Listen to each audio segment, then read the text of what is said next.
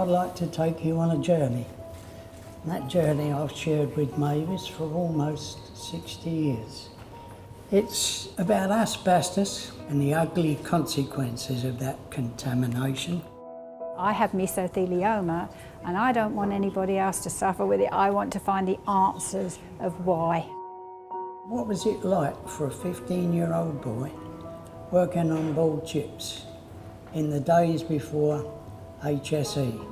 Walk up the brow, step on board ship, you'd be met with literally miles of compressed air lines, and they'd be churning that asbestos dust into a hazy cloud that we would work in all day long. We were inseparable. We met every single day after work, and sometimes even at lunchtimes I'd get on my little motorbike and speed off to find her just to spend a few minutes together.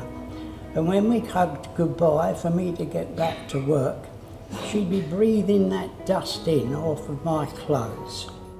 A lot of people frivolously think it won't hurt me, but the problem is it has a latency period of, in our case, 49 years. It's not just asbestos, it's dust, and I think we should all be walking around with masks on. It's terrible the way it can cause ordinary lung cancer. It doesn't have to be mesothelioma, it doesn't have to be the asbestos that's doing the killing. It's any dust is dangerous to our lungs, and we must protect our lungs.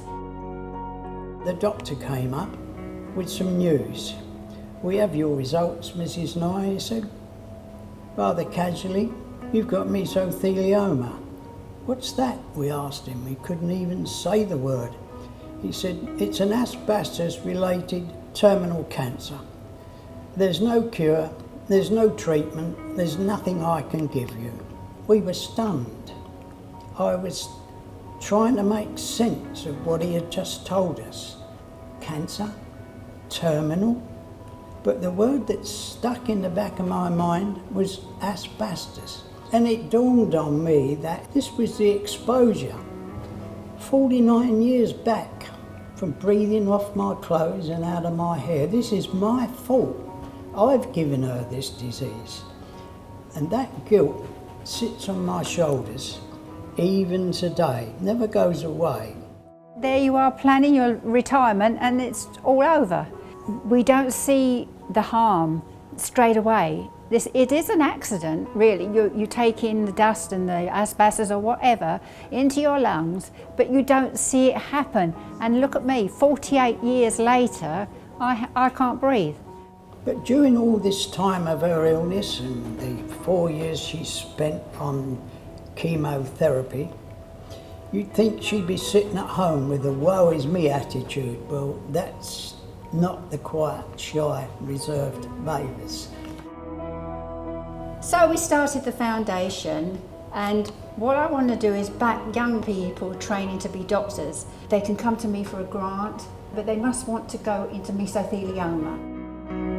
Through this disease, I found myself very involved with industry and tradesmen, and I just love it really that I'm able to spread the message of keeping safe. This is what happens when they don't look after their lungs. She's been so strong and determined to make sure that as few people as possible are contaminated or even exposed to it. It makes me proud to follow her around knowing that she's doing good and raising awareness.